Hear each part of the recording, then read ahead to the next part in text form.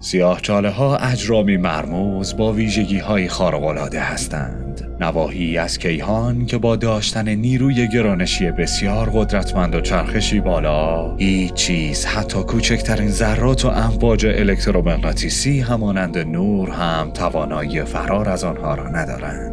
اکنون ستاره شناسان در یک مطالعه ویژه با استفاده از رصدخانه پرتو ایکس چاندرای ناسا و XMM نیوتن آژانس فضایی اروپا ستاره‌ای نزدیک به یک سیاهچاله غول‌پیکر را زیر نظر گرفتند و با کالبد شکافی و بررسی میزان نیتروژن و کربن در نزدیکیشان اطلاعات جالبی را دریافت کردند. این ستاره با نزدیک شدن به سیاهچاله‌ای عظیم در هم ریخته شده و حالا مقادیر قابل توجهی از برخی عناصر همچون نیتروژن و کربن در این منطقه دیده شده. هرچند آنها وجود این عناصر را به قبل از متلاشی شدن ستاره در نزدیکی سیاهچاله ربط می‌دهند. در حقیقت ما در حال مشاهده و بررسی چیزی هستیم که قبلا یک ستاره بوده، اما سرنخ‌هایی هستند که می‌توانیم با دنبال کردنشان متوجه نوع ستاره از بین رفته هم بشویم. ستاره شناسان در سالهای اخیر نمونه‌های زیادی از رویدادهای اختلال کشندی پیدا کردند که در آن نیروهای گرانشی ناشی از یک سیاهچاله عظیم ستاره‌ای را نابود می‌کنند. این اتفاق باعث ایجاد شعله‌ای می‌شود که معمولاً به صورت نوری، فرابنفش و اشعه ایکس دیده می‌شود، چرا که ذرات و آشغال‌های بیرون ریخته شده از ستاره مدام گرم می‌شوند. در سال 2014 میلادی که برای نخستین بار موضوع کشف شد، این رویداد با فاصله حدود 290 میلیون سال نوری از ما نزدیکترین اختلاف کشندی به زمین بود که در طول یک دهه کشف میشد.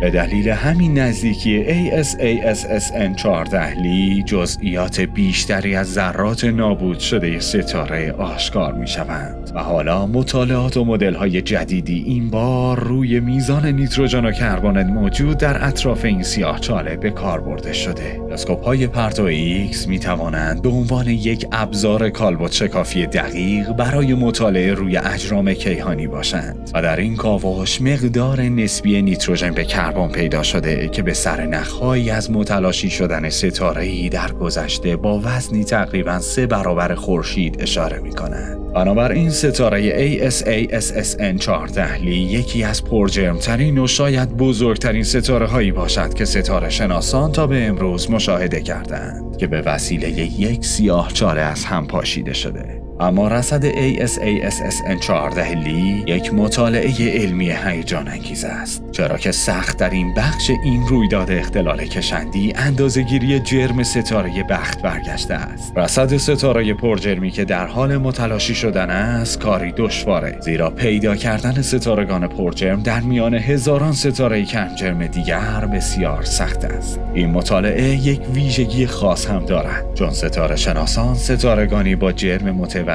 همانند ASASSN 14 لی را در خوشه ستاره‌ای که حاوی سیاهچاله‌ای بسیار عظیم و پرجرم در مرکز کهکشان ما هست را دیدند. بنابراین توانایی تخمین توده‌های ستاره‌ای از این از همگسیختگی‌های کشندی به شکل خاصی راهی را به ما نشان می‌دهد تا بتوانیم حضور خوشه‌های ستاره‌ای را در اطراف سیاهچاله‌های پرجرم در سایر کهکشان‌های دورتر هم شناسایی کنیم. قبل از این مطالعه احتمال قوی وجود داشت که عناصر دیده شده در پرتوهای ایکس احتمالاً ممکن هستند از گاز آزاد شده در فوران‌های قبلی از سیاهچاله ابرجرم آمده باشند. با این حال اکنون به نظر می‌رسد که الگوی عناصری که در اینجا تحلیل می‌شوند از یک ستاره منفرد آمده باشند. با تمام اینها ستاره شناسان برای درک بهتر از چگونگی این اختلالات کشندی همچنان باید به رصدها و مطالعات بیشتری ادامه دهند.